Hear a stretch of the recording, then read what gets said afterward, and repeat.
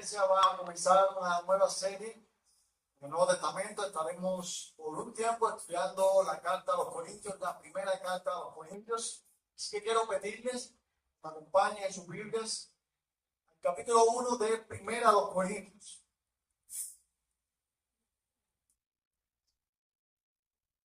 Primera a los Corintios, capítulo 1. Estaremos leyendo desde el verso 1 hasta el verso 9. Primera de Corintios capítulo 1, desde el verso 1 hasta el verso 9, dice así la escritura: Pablo, llamado a ser apóstol de Jesucristo por la voluntad de Dios, y el hermano Sóstenes, a la iglesia de Dios que está en Corinto, a los santificados en Cristo Jesús, llamados a ser santos con todos los que en cualquier lugar invocan el nombre de nuestro Señor Jesucristo, Señor de ellos y nuestro. Gracia y paz a vosotros, y Dios nuestro Padre y el Señor Jesucristo. Gracias doy a mi Dios siempre por vosotros, por la gracia de Dios que os fue dada en Cristo Jesús, porque en todas las cosas fuisteis enriquecidos en Él, en toda palabra y en toda ciencia, así como el testimonio acerca de Cristo ha sido confirmado en vosotros. De tal manera que nada os falta en ningún don, esperando la manifestación de nuestro Señor Jesucristo, el cual también os confirmará hasta el fin, para que seáis irreprensibles en el día de nuestro Señor Jesucristo. Fiel es Dios, por el cual fuisteis llamados a la comunión con su Hijo Jesucristo, nuestro Señor. Vamos a orar. Padre amado, gracias por este tiempo, Señor. Gracias porque pudimos alabar tu nombre en esta mañana. Señor, queremos escuchar tu voz. Habla a tu iglesia. Edifica nuestra vida, confronta nuestro pecado, alienta nuestro corazón, Señor.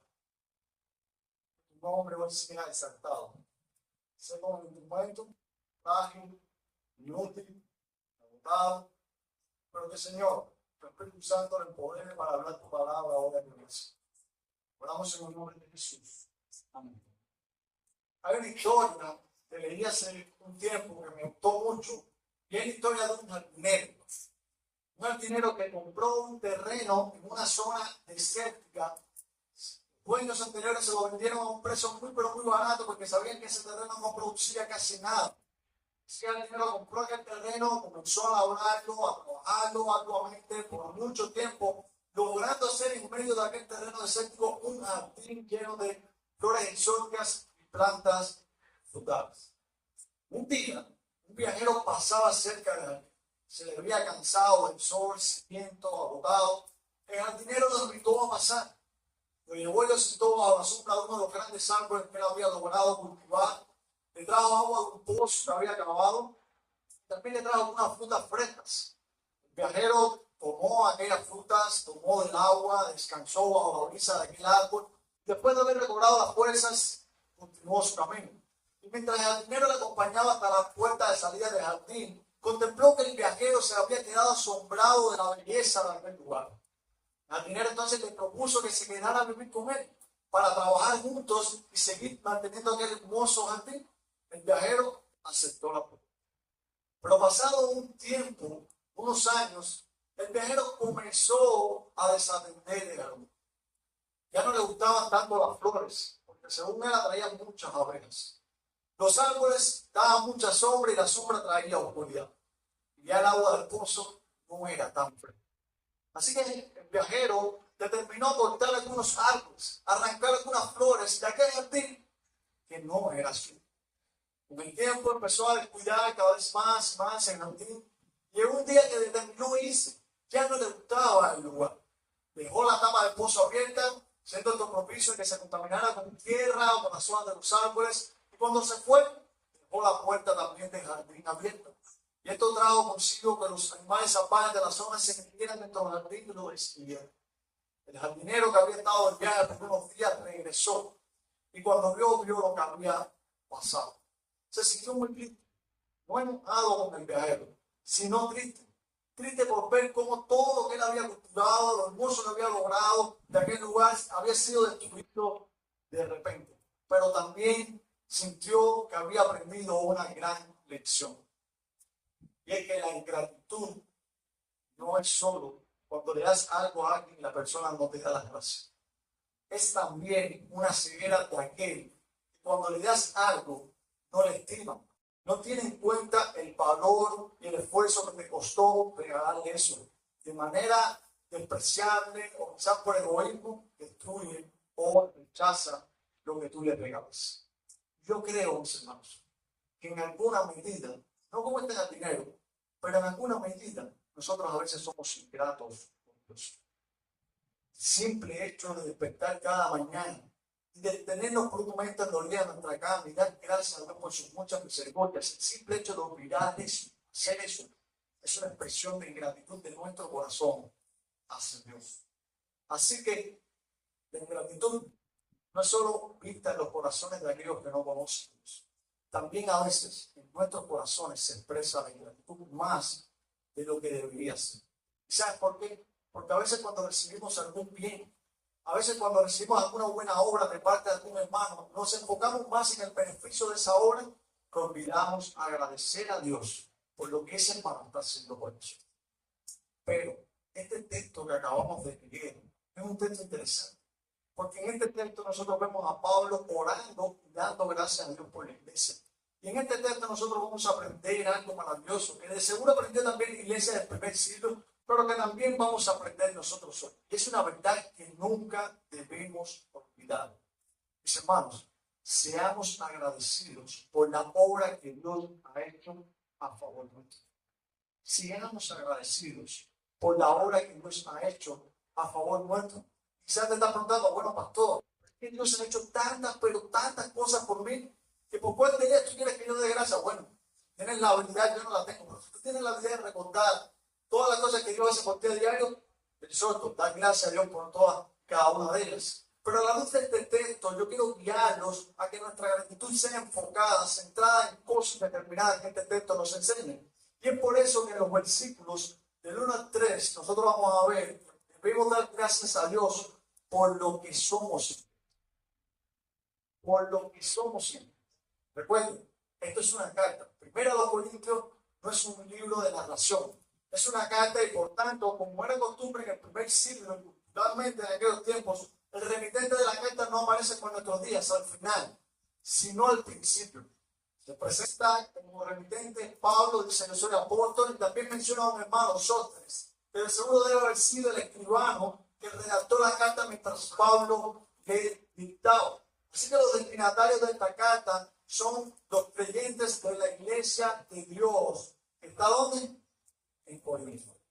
Así que Pablo se presenta, hace alusión a sus credenciales, dice que es un apóstol de Jesucristo, versículo 1, Pablo llamado a ser apóstol de Jesucristo, y Pablo está haciendo alusión a sus credenciales en primer lugar, para dar a entender a estos creyentes que lo que él está escribiendo debe ser algo que ellos deben considerar muy bien. Pero también en segundo lugar, para mostrar que él era un sirviente de otro. El término apóstol literalmente significa mensajero. Pablo no era más que un mensajero que vivía de parte de alguien que traía un mensaje que debía comunicarlo fielmente a otros. Así que Pablo está diciendo, yo pertenezco a alguien que me está dando un mensaje para ustedes. Pero es interesante lo que Pablo hace en esta carta. No sé si se dieron cuenta que en el versículo 2 Pablo hace mención de la iglesia, la llama la iglesia de Dios. ¿Está dónde? En Corinto. ¿Por qué digo que esto a mí me llama mucho la atención? Quisiera ver con ustedes, porque quizás también ustedes deberían llamar la atención. Porque en otras cartas, Pablo se refiere, por ejemplo, en la carta de los tesalonicenses, Pablo se refiere a esta iglesia como la iglesia de los tesalonicenses. Pero aquí Pablo se refiere a la iglesia de Dios que está en Corinto. Esta oportunidad Pablo la usa para recordar a esta iglesia de quién ellos son, a quién ellos pertenecen. ¿Y por qué? Porque culturalmente en la ciudad de Corinto, ¿saben qué pasaba? Las personas se reunían en grupos o en comunidades afín según su corriente de pensamiento. Como había mucha filosofía y mucha sabiduría de los hombres en la ciudad de Corinto, las personas se reunían con grupos que se enseñara, se predicara lo mismo que ellos querían escuchar. Pero Pablo no se está refiriendo a cualquier grupo, Pablo se está refiriendo a una comunidad de creyentes que pertenecen a Dios, que son de Dios. Esto debe llevarnos a mí a ti a entender que es Dios quien elige y llama a aquellos que forman y formarán parte de su iglesia. Así que tanto para los creyentes de Corinto como para nosotros hoy es bueno recordar que si tú formas parte de la iglesia, si tú eres parte de la familia de Dios, es por su voluntad, no porque en ti estaba el deseo de la iglesia. Porque si se hubiera dejado a tu voluntad y a tu deseo y a tu iniciativa formar parte de la iglesia, tú ni siquiera hubieras pensado nunca formar parte de este grupo, formar parte de esta familia.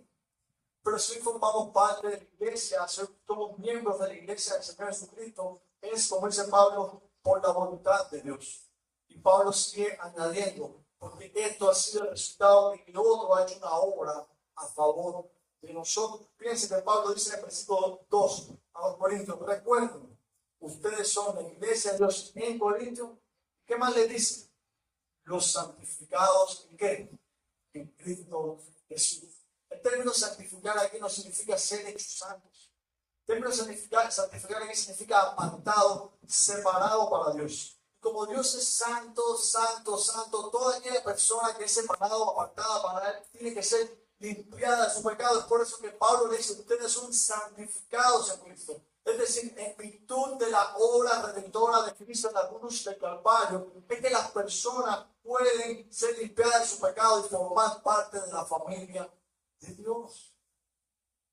De este modo, podemos concluir que la iglesia del Señor Jesucristo, la iglesia de Dios, está formada por todas aquellas personas que han puesto su fe en la obra redentora de Cristo y han sido expiadas de sus pecados, han sido espiritualmente santos y están separados o apartados para Dios como su pueblo. Entonces, en base a esta realidad, en base a lo que somos en Cristo, Pablo le hace un llamado a la iglesia en los Corintios. Fíjense, la segunda parte del versículo 2. Dice: santificados en Cristo Jesús, llamados a qué? ¿A qué decimos llamados? Llamados a ser santos.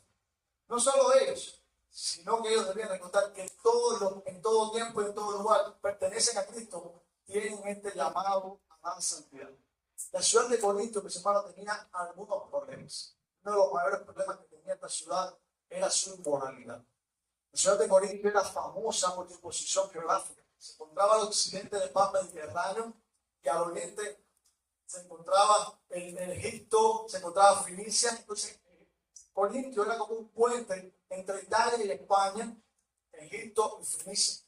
Esto hacía una ciudad de un gran comercio, muy transitada por muchas personas, visitada por personas de toda índole, de toda cultura, de toda región. Y esto propiciaba que la ciudad fuera muy inmoral. Nos dice que Pablo está escribiendo esta carta en la ciudad de Corinto, alrededor de unos 12 templos, adorando de diferentes divinidades. La mayor forma de adoración, o la más gustada por las personas que visitaban estos templos, eran las relaciones sexuales con las sacerdotisas que ministraban en esos templos. Así que en la ciudad de Corinto la inmoralidad abundaba en gran manera. Pero el evangelio llegó a esta ciudad. Llegó por medio de la predicación de Pablo, y muchas de estas inmorales y corruptas personas se habían convertido a Cristo, habían sido alcanzadas por el mensaje del evangelio, y en virtud ahora de lo que ellos eran en Cristo, debían vivir como tal. Ellos estaban llamados a ser santos, ellos eran santos en Cristo y debían vivir como tal. No era concebible, lo vamos a ver posteriormente en la carta completa, pero no era concebible que aquellos que fueran miembros de la iglesia de Cristo estuvieran viviendo en inmoralidad sexual. La iglesia de los Corintios tenía personas que estaban viviendo así. Es decir, Pablo les está diciendo: no es concebible que ustedes que salieron de la inmoralidad de este mundo ahora estén practicándola en la iglesia, o estén viviendo inmoralmente fuera de la iglesia, visitando la iglesia. Pablo les recuerda: ustedes son de Cristo, ustedes están llamados a la santidad. Esa es tu identidad. Tú eres un cristiano. No vives para este mundo. Ahora vives para Dios. Somos hijos de Dios, mis hermanos. Por medio de Jesucristo estamos llamados a vivir de manera santa delante de sus ojos. Sin embargo, lamentablemente la iglesia de los Corintios podría ser señalada por el dedo de aquellos que no conocen a Dios. Porque si tú lees, les exhorto que lo hagan, siéntanse tratando de leerse la carta de los Corintios de una sentada, te vas a dar cuenta que en el capítulo 5 había alguien que se estaba acostando con la madre, con la esposa de su padre. En el capítulo 6 había algunos que estaban justificando la fornicación acción, al decir que eso no le hacía ningún mal al alma, solamente dañaba el cuerpo. Y esta manera de vivir es incongruente. Si ustedes son santos en Cristo, si ustedes son una iglesia que están llamados a ser santos, no es posible, dice Pablo, que ustedes estén viviendo así. No estoy hablando exclusivamente de la inmoralidad sexual. La iglesia de Corinto tenía un gran problema, y creo que es un problema que se está arrastrando hasta nuestros días. Y es la incoherencia que existe entre lo que somos y cómo vivimos. Existe una gran incoherencia en nuestros días, el mundo cristiano, entre lo que somos y cómo vivimos. Lamentablemente, esto está trayendo que muchos de aquellos que no conocen a Dios nos apunten con su dedo y digan que nosotros no somos más que un grupo de hipócritas que se reúnen cada domingo para aparentar ser buenos y salvos. Y este es el resultado de que hay algunos que están profesando con su boca ser de Cristo, ser cristianos, pero no están viviendo como tal. Dentro de la iglesia hay muchos que se están distinguiendo por su conocimiento de la Biblia. Dentro de la iglesia hay muchos que se están distinguiendo por su servicio a otros, por ser paciente y amoroso con los hermanos. Pero fuera de la iglesia, en su barrio, en su casa, se dice de todo de él, pero de que es cristiano. Lamentablemente, eso está pasando dentro de la iglesia de hoy. En la iglesia no se muestra de una manera. En el mundo se muestra de otra. En la iglesia me muestro como un padre compasivo, atento a mis hijos. Pero en mi casa, los menos que reciben atención son mis hijos. En la iglesia te muestras como una esposa atenta. Está al tanto de todo lo que tus hijos están haciendo. Pero en tu casa, tus ojos están más fríos en tu teléfono que en tus hijos. En la iglesia simulo ser un joven, piadoso, disciplinado. Pero en mi casa, mi vida está llena de mocos porque no la uso.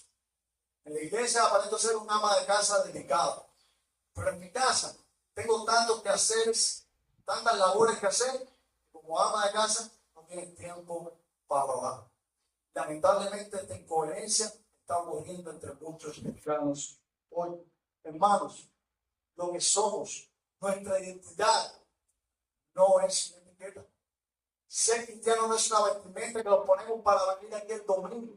Ser cristiano no es pertenecer a una religión. Ser cristiano es una forma de vida en lo que vives, lo que haces, lo que piensas. Tiene como sello la santidad de Dios, como propósito, la gloria de su nombre. No puedo decir que estoy unido a Cristo y vivir como el mundo. No puedo decir que soy cristiano y estar cediendo constantemente a los juicios y tentaciones que este mundo me ofrece. Y te pregunto, ¿te ha ocurrido eso? Porque a mí se me ha ocurrido. A mí se me ha pasado. Mostrarse cristiano aquí y en el mundo se niega muchas veces. Y esto, mis hermanos, no debe estar ocurriendo entre nosotros. Pero los corintios, en la práctica, eran pecadores notorios. No dejaban de ser hijos de Dios. Porque si tú y yo hemos fallado a Dios de esta manera, si hemos sido incoherentes, mostrar que somos cristianos tanto en la iglesia como fuera de la iglesia, quiero decirte algo, tu falla, tu pecado, no te deja desamparado por Dios. No dejas de ser un hijo de Dios. No significa esto que vas a vivir como te plazca, sino más bien, cuando falles a Dios en esta manera de vivir, una manera incoherente, te aconsejo y te ruego, venga a Dios en oración y pídele que te perdones y le dé las fuerzas para vivir como vive un verdadero hijo de Dios. Es por ello, mis hermanos, que si Dios debemos dar gracias, es por el hecho de que Dios, en su mucha misericordia, no nos desampara cuando tú y yo somos incoherentes en nuestra manera de vivir. Nosotros somos alguien en Cristo, somos sus hijos, fallamos, es cierto, pero debemos dar gracias porque por nuestra falla Dios no nos desampara. Pero entonces se hace más evidente a medida que vamos avanzando en el texto. Porque a partir del versículo 4 al 7, tú y yo vamos a ver algo más, por lo cual tú y yo debemos también estar agradecidos a Dios. Y es por lo que a ti y a mí se nos ha dado en Cristo. Ya hemos visto lo que somos en Cristo, por eso debemos estar agradecidos. Somos hijos de Dios, somos cristianos, pero también ahora debemos estar agradecidos por lo que se nos ha dado en Cristo. Fíjense en los versos del 4 al 7, y a mí me llama mucho la atención lo que Pablo hace. Porque si usted sale de la carta de los Corintios, usted va a ver una iglesia llena de problemas y de pecados. Y a pesar de eso, Pablo dice, doy gracias a Dios siempre por vosotros. Me llama mucho la atención esto. Esta es una iglesia que no quisiéramos ser. Quisiéramos imitar la iglesia del primer siglo, pero ahora no quisiéramos imitar la iglesia de los Corintios. Es una iglesia con muchos pecados. Sin embargo, la convicción de Pablo lo mueve a dar gracias a Dios por ellos.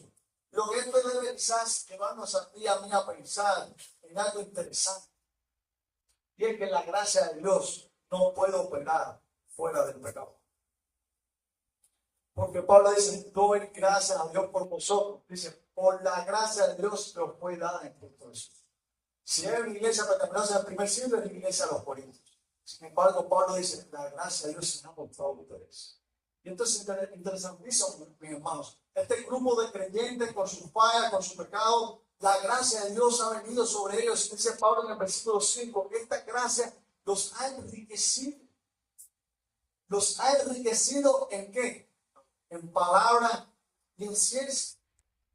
Mis hermanos, es a través de Cristo que la iglesia de los Corintios ha sido enriquecida. Fíjense en el final del verso 5, perdón, en el medio del verso 5, Pablo dice, porque en todas las cosas fuisteis enriquecidos, ¿en quién?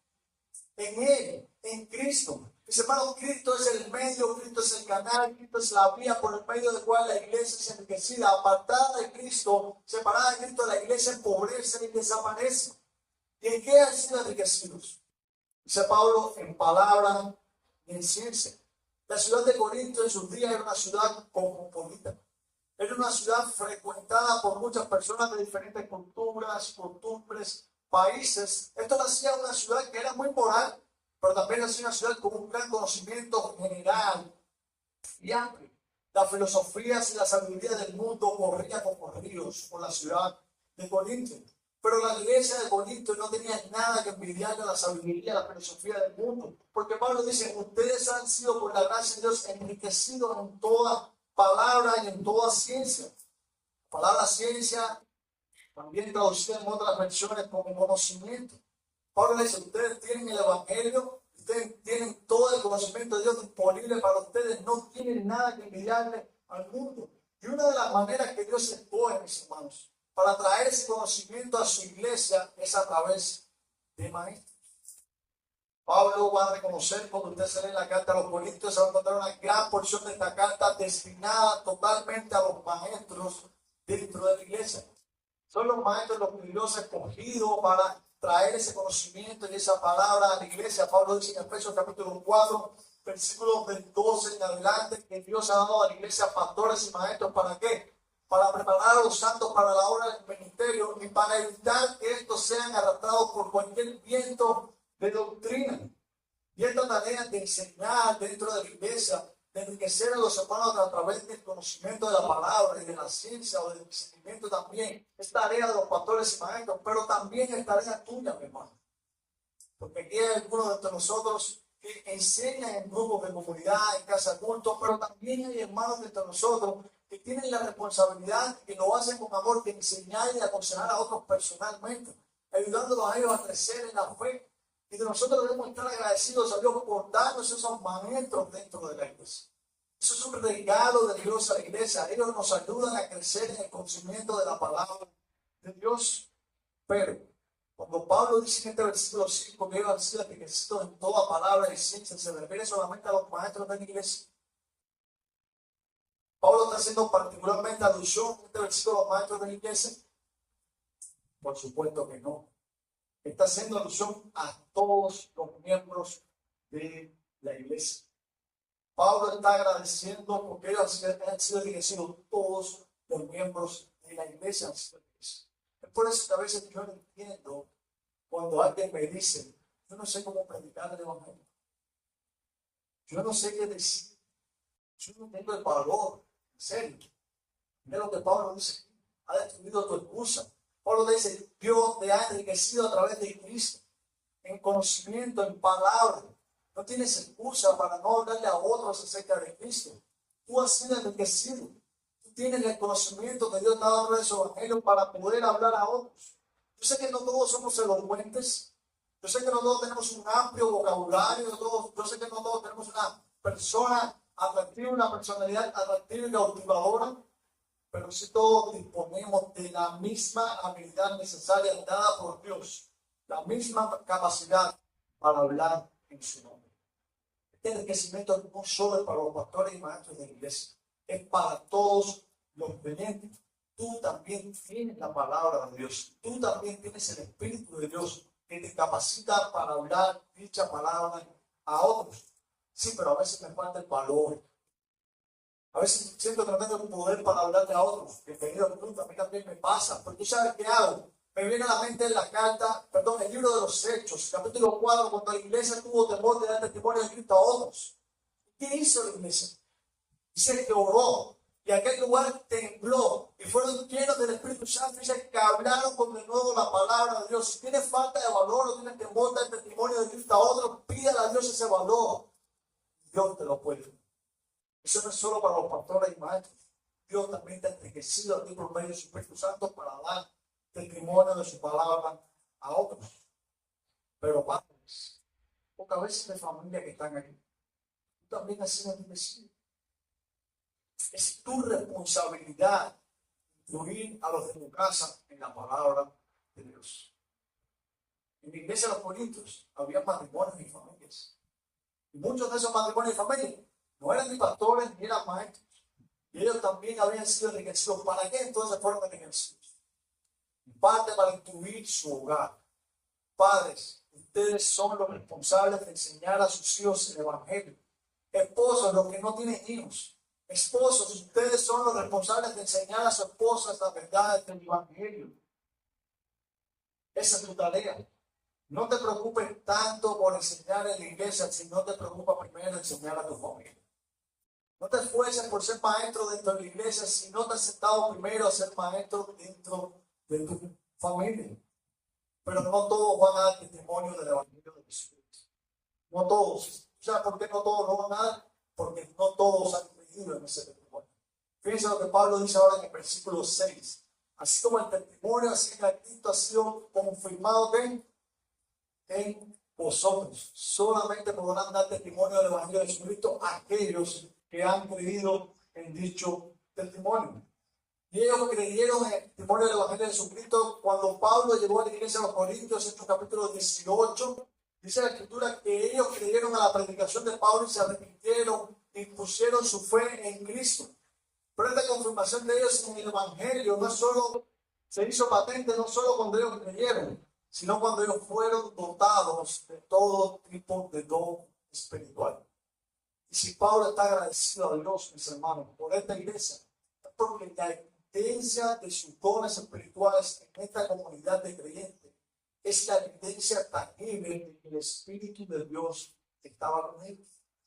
Los dones son algo dado por el Espíritu. Si Pablo está diciendo ahora en el verso 7 que a ellos no les falta ningún don, es porque Pablo sabe que el Espíritu de Dios está con ellos.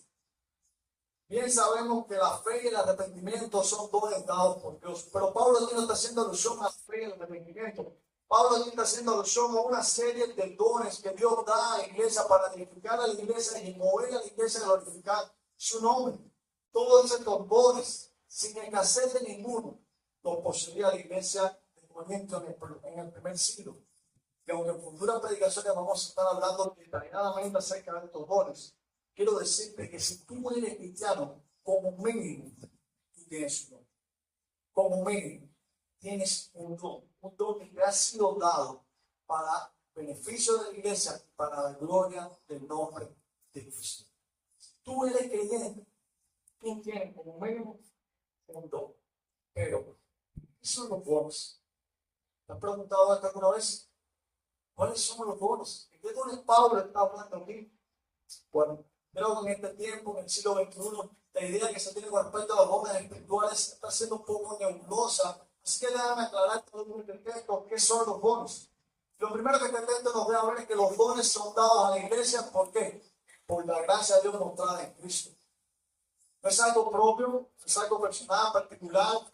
No naciste con ello, se te fue dado por medio de Cristo. Pablo dice en esta misma carta, en el capítulo 12, versículo del 1 al 7, que los dones son diversos. Hay diferentes tipos de dones. Pero también Pablo dice en esa misma porción de la Escritura que estos dones son de provecho para la iglesia. Así que, ¿qué cosa es un don? ¿Es un don espiritual? Bueno, un don espiritual, mis hermanos, no es más que una habilidad dada y potenciada por el Espíritu Santo, que es utilizada dentro de la iglesia. Eso es un don espiritual. No es más que eso. Es decir, es un regalo dado por el Espíritu Santo a la vida del creyente cuando se convierte. Y dicho regalo tiene como fin ser de edificación a los creyentes dentro de la iglesia y glorificar el nombre de Dios. Por eso quiero que quede algo bien claro. Hasta los cristianos más inmaduros han sido dotados con un don espiritual para beneficio de la iglesia. Ya sea que lleves 40 años en la iglesia, ya sea que seas un recién convertido, ya sea que hayas estudiado en un seminario, que seas solamente un lector de la Biblia, ya sea que seas muy inteligente o que tengas un bajo nivel de escolaridad, Dios te ha dado un don para la gloria de su nombre y el beneficio de su iglesia. Quizás te estás preguntando, ¿cuál es mi don? ¿No te has preguntado alguna vez? Yo también me lo pregunto. ¿Cuál es mi don? Si tú me dices, pastor, que Pablo está diciendo aquí que la iglesia de los Corintios fue enriquecida con dones, si tú dices que el mismo Dios que enriqueció a la iglesia de los Corintios es el mismo Dios que tenemos hoy, que también ha enriquecido a la iglesia con dones, ¿cuál es mi don? Yo creo que todos los cristianos pasamos por esa pregunta, ¿no es así? Pero lo primero que debes hacer entonces para encontrar la respuesta a esta pregunta es pedirle a Dios que te muestre cuál es tu don. Dios a veces lo hace a través de las escrituras. Pero también a veces usa la iglesia local, los hermanos de nuestra iglesia, para decirte, creo que eres bueno haciendo esto. Edificarte mucho mi vida cuando enseñaste esto. O me fue de aliento verte hacer esto o aquello. Dios usa diferentes maneras para mostrar cuáles son tus dones. Solamente pídeselo a Dios en oración. Pero en segundo lugar, para conocer más tu don, debes crecer espiritualmente. Leyendo tu Biblia, orando, asistiendo a la iglesia local, porque a medida que madures espiritualmente, más fácil te va a ser darte cuenta cuál es tu don y más eficazmente lo vas a usar en beneficio de la iglesia. Y en tercer lugar, agradece a Dios cuando sepas cuál es tu don. Agradece al Señor. Ten presente siempre que tu principal tarea es vivir fielmente en obediencia a Dios y servir a la iglesia con lo que Él te ha dado. Yo no les puedo negar a mis hermanos. En estos últimos tiempos, en esta iglesia, yo he visto los dones que Dios ha dado a muchos de ustedes. Y le agradezco al Señor por hacerme partícipe de ver esas cosas. Ver hermanos desarrollándose con sus dones en diferentes áreas y viendo cómo ha sido de bendición y beneficios a otros. Y como yo sé que hay muchos de ustedes que también lo han visto y que también están agradeciendo a Dios por eso, por los dones que ha dado a esta iglesia. Así que nosotros debemos constantemente, mis hermanos, agradecer a Dios por lo que nos ha dado en Cristo. Pero también, como vamos a ver en los versos del 8 y 9, agradecer a Dios por lo que esperamos en Cristo. Recuerden, Pablo está escribiendo una carta a los Corintios. Y él le da gracias a los Corintios. A partir del versículo 4 en adelante, le da gracias a los Corintios por todos los dones que le ha dado. Pero a partir del versículo 7, a mitad del 7 hasta el 9, esa gracia se expresa en que ellos van, por la gracia de Dios, van a permanecer esperando en Cristo. Así que la gracia de Dios, mis hermanos, no solo provee al cristiano de beneficios pasados y presentes, sino también de beneficios futuros. Ellos no solo han sido enriquecidos, ellos no solo han sido dotados de todo tipo de don, ellos van a ser preservados por Dios hasta que Cristo se manifieste. Y mientras tanto, dice el versículo 7, al final del versículo 7, después que dice que ningún don falta, dice, esperando la manifestación de nuestro Señor Jesucristo. La idea de esperar aquí no es una espera inactiva, ociosa, no es la espera del cubano en la parada de la guagua, que a veces ya se van convertido en una espera eterna. Esta espera, mis hermanos, es una espera activa y anhelante. Activa en el sentido de que es una espera sirviendo a la iglesia adelante, en el deseo y en el ansia de que el Señor Jesucristo regrese. La iglesia en Corintio debía entonces esperar en Dios. Y a pesar de todos los problemas y situaciones de pecado que ellos estaban viviendo, debían confiar que cuando el Señor Jesucristo apareciese por segunda vez, ellos iban, como dice el versículo 8, ser presentados delante de Dios irreprensibles, a pesar de todos sus pecados. Fíjense cómo dice a partir del versículo 8, el cual confirmará hasta el fin, refiriéndose a Cristo, para que seáis irreprensibles en el día de nuestro Señor Jesucristo. Fiel es Dios, por el cual fuiste llamados a la comunión con su Hijo Jesucristo, nuestro Señor. Eso es lo que esperamos en Cristo. Ser presentados delante de Dios, como dice este versículo, irreprensibles, sin faltas, sin manchas, cuando Él aparece. La confianza de Pablo de que los cristianos en la iglesia de Corinto serían guardados hasta el final está fundada no en la perseverancia de ellos, sino más bien en la fidelidad de Dios para con ellos. Fiel es Dios, dice Pablo. Él los ha dotado, Él los ha enriquecido, pero Él los va a guardar, Él los va a preservar hasta el final. Y los va a presentar delante de Dios sin manchas. Hay muchas bendiciones futuras y seguras que nosotros estamos esperando en Cristo, mis hermanos. Y estas son garantizadas por la fidelidad de Dios.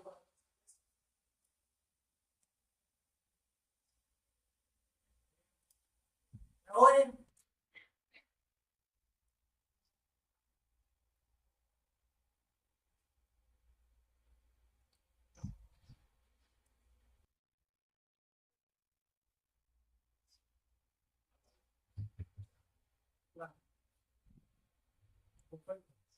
con mis hermanos, necesitamos al final. Así que, les decía, hay muchas bendiciones seguras en el futuro que vamos a disfrutar en Cristo. Gracias. Tanto Dios para nosotros.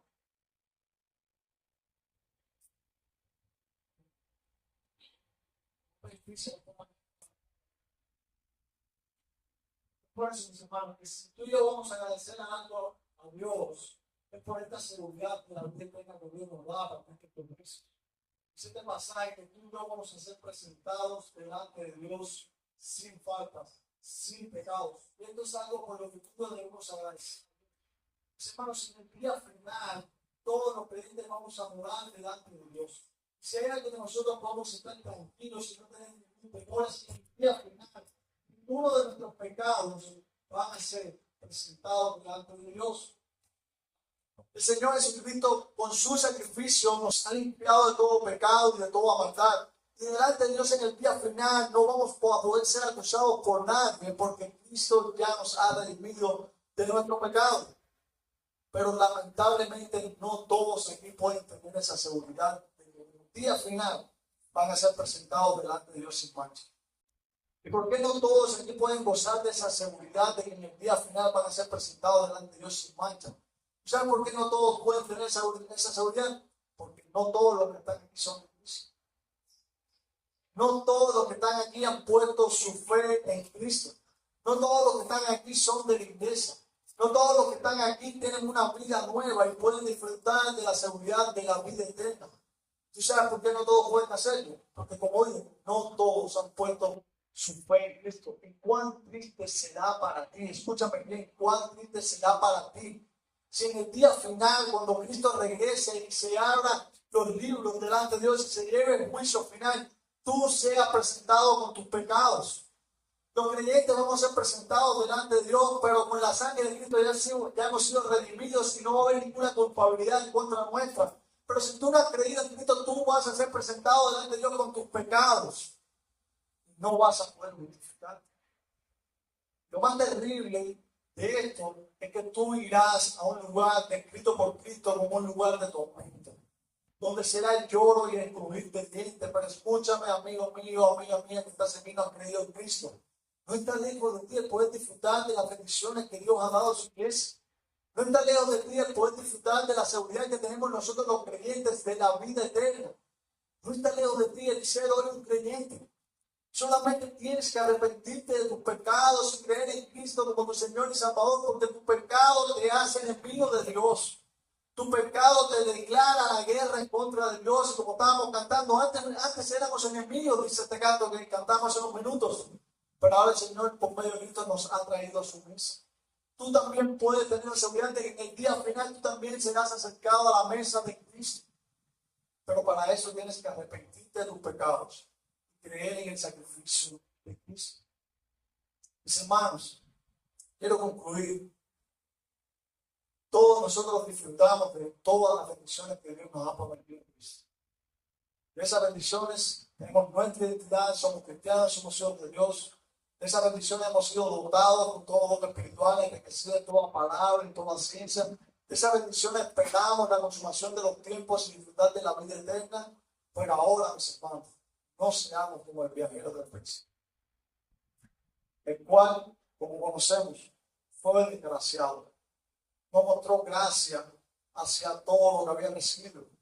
La ingratitud nunca debiera tener lugar en el corazón del creyente, porque nunca hemos tenido, nunca tendremos una razón para ser ingratos con Dios. Nunca va a existir. Dios nos ha dado todo, nos ha dado a su Hijo, y es por medio de Cristo que tú y yo tenemos una identidad, es por medio de Cristo que tú y yo somos creyentes, somos hijos de Dios. Ahora en Cristo tenemos dones para el bien de la iglesia, para la gloria del nombre de Dios. Ahora en Cristo esperamos con seguridad el disfrute de la vida eterna en la presencia de Dios. No hay una razón para ser ingratos con Dios. Es por eso, mis hermanos, que quiero recordarle la verdad del principio. Seamos agradecidos con Dios por la obra que ha hecho a favor de nosotros. Oremos. Padre, sabemos que no merecemos nada, Señor. Por nuestro pecado, Padre, hemos decidido alejarnos de ti.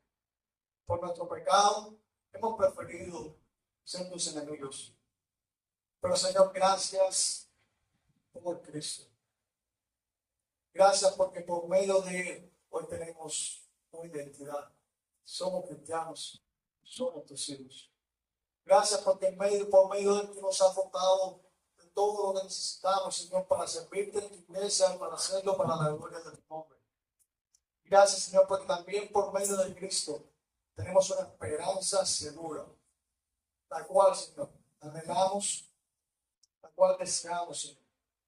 Y no es más que disfrutar en tu presencia de ti para siempre. Señor, perdónanos si en algún momento hemos sido ingratos contigo, Señor. Ayúdanos, Señor, en medio de todo lo que estamos viviendo, a alzar los ojos al cielo y ver que todas las cosas que estás haciendo, se estás haciendo para nuestro bien y para la gloria de tu nombre. Y mueve nuestros corazones a ser agradecidos por eso. En nombre de Jesús. Amén.